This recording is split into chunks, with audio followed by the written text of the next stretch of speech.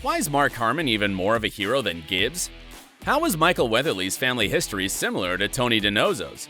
And why is Pauley Perrette so convincing in the role of a forensic expert? Hi, I'm Dylan, and you're watching Ossa. Mark Harmon as Leroy Jethro Gibbs. An ex-Marine sniper on screen, the actor is quite a hero in real life as well.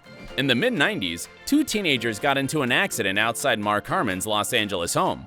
Their car crashed into a tree, flipped over, and burst into flames. Harmon smashed the car windows with a sledgehammer and rescued the youths. A fire department spokesman admitted that they owe their lives to the action of Mr. Harmon, as both of the boys were injured. One of them suffered severe burns. But in real life, the actor tries to separate himself from his character. Amazingly, Mark Harmon loves his complex character, but not because Gibbs is fearless and indestructible. In an interview with Larry King, he revealed, "I like the underbelly parts of this character more than any of it. I like his flaws." And what surprises Harmon most is how many times the character has been married. In real life, Harmon's marriage with Pam Dauber has been going strong for more than 30 years already.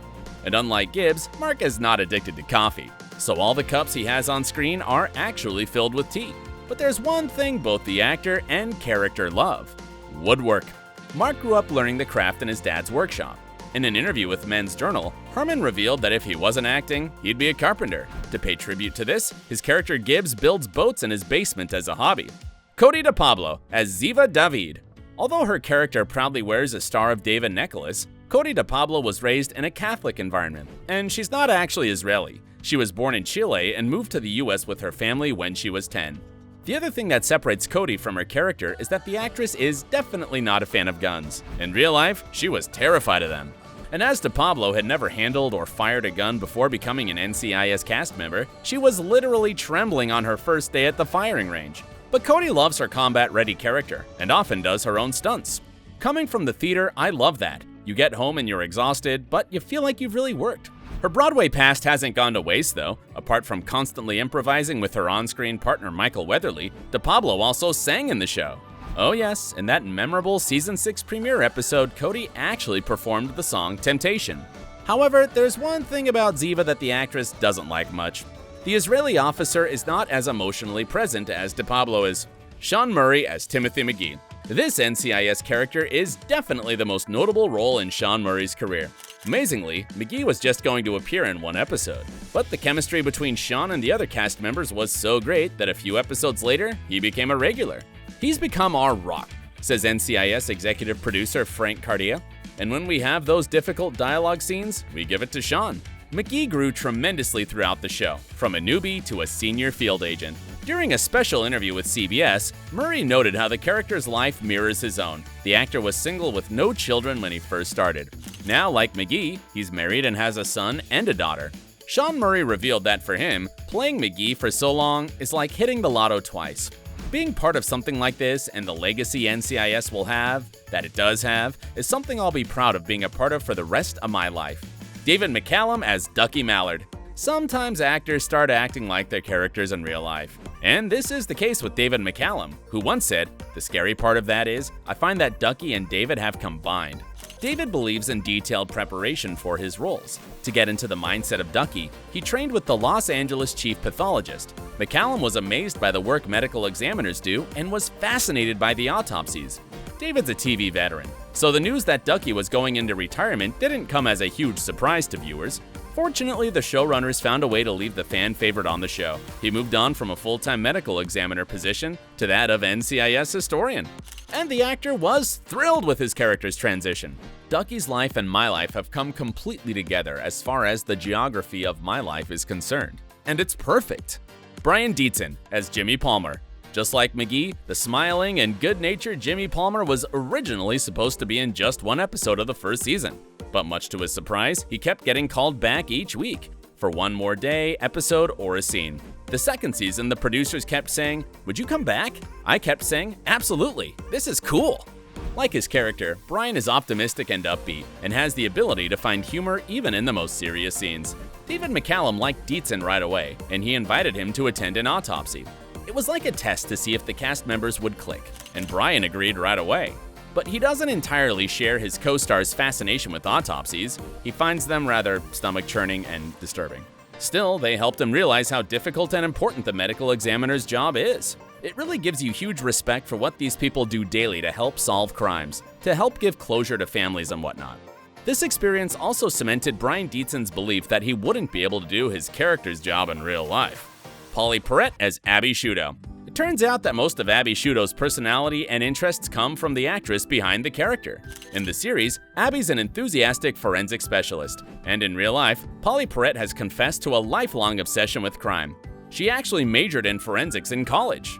Also, in an interview with the Associated Press, Perrette confessed that one of her early ambitions was to be an FBI agent. Seems like NCIS was a good fit for her from the very beginning, which is really surprising because, as the actress revealed, she completely fell into the entertainment industry by accident. By the way, there's a hidden detail that shows an even more personal connection between Abby and Pauley. In an episode called Enemy on the Hill, when Abby is staring at a locket with her adoptive mother's picture, the photo is actually of Perrette's real mother. But what about Abby's caffeinated energy drink addiction? That actually has nothing to do with the actress's habits. According to Perrette, her famous Caf Pow cups were originally filled with Hawaiian punch, but later she stopped consuming refined sugar, so the punch was changed to unsweetened cranberry juice. Emily Wickersham as Ellie Bishop. Although Emily is an experienced actress who has already appeared in criminal dramas like The Sopranos and The Bridge, the role of Eleanor Bishop really tested her acting skills. She described Ellie as bright, educated, athletic, attractive, fresh-faced, focused, and somewhat socially awkward. Also, there's a mysterious mix of analytic brilliance, fierce determination, and idealism in her. Still, Emily Wickersham totally loves playing this complex character, and says that being on NCIS is an awesome job to do every day. Her favorite episode so far is the one where Bishop makes a discovery about the possibility of Ziva being alive. It took a lot out of her physically and emotionally, but Emily really enjoyed it because of how important it was for the show and how well written the story was. It was a very cool, revealing episode for my character, and for the fans about the Ziva stuff. And although some fans at first considered Ellie to be a kind of substitute for Ziva, now they agree that the show benefited from the presence of both of those characters. Michael Weatherly as Anthony DiNozzo. The actor himself admitted that he and Tony have a lot in common. Tony DiNozzo was 15-year-old Michael Weatherly, he said. Pure and simple. Magnum P.I., James Bond, girls. That's it. No politics, nothing to confuse his simple rendering of "Isn't this awesome?" But there's more to it. We don't know if it served as inspiration or was pure coincidence, but Michael Weatherly's own family history is very similar to Tony's. DiNozzo's wealthy father cut him off from his inheritance. In real life, Weatherly's father cut him off from the family fortune when Michael revealed he wanted to become an actor. Moreover, the actor and his character share one more similar trait, and it's a little bit disturbing. In the first seasons of the show, DiNozzo was known for his somewhat less than politically correct comments and jokes towards women. The producer started to realize that many fans, especially female fans, were starting to hate Tony, so DiNozzo's behavior was toned down considerably. In real life, when Weatherly left NCIS, he took the lead in a legal drama, Bull. During production, his co-star Eliza Dushku accused him of inappropriate behavior. She was given a large severance package and exited the show. Maria Bello as Jack Sloan. The forensic psychologist came in handy for the NCIS team and immediately became the fans' new fave. Maria Bello explained that there were several reasons why she wanted her character to have a man's name. Firstly, because she liked the idea of the other characters talking about Agent Jack Sloan, assuming it's a man, and then revealing that wasn't the case.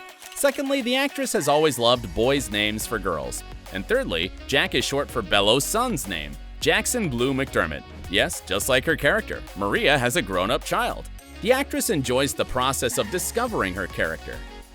I'm surprised every day when I come to work. What's happening with Jack Sloan, what the movement is, and her psychology, or the more things you learn about her. Bello also says Sloan and Gibbs definitely have chemistry together. Yet, in real life, Maria is engaged to her longtime girlfriend, Chef Dominique Kren. Wilmer Valderrama as Nick Torres. Valderrama took on the role in NCIS intending to add a darker edge to the show. And Nick Torres is indeed nothing that NCIS has ever seen before. He really challenges the other characters, Wilmer says. He pushes the boundaries and the guidelines of what may be morally okay to do when cracking a case. Nick is usually outspoken and prone to getting overwrought and worked up about things. In real life, Valderrama's also a busy guy, as he's not only a strong actor, but also a singer and a producer. When asked if he's also always ready for action like his character, Wilmer revealed that, for him, it feels like his character is more of a young Gibbs. When we designed this character, he was supposed to be like that. It's one of the reasons why Gibbs brought Nick to his team, because he can relate to his lone wolf mentality. On the show, Nick has that strange will they, won't they romance with Ellie Bishop. In real life, Valderrama has quite a list of celebrity dates and long-term girlfriends, including Demi Lovato and Ashley Simpson. And finally this year, he got engaged to Amanda Pacheco, whom he proposed to on the 1st of January. Who's your favorite member of the NCIS team, and why? Let us know in the comments below. Thanks for watching this video, and keep staying awesome!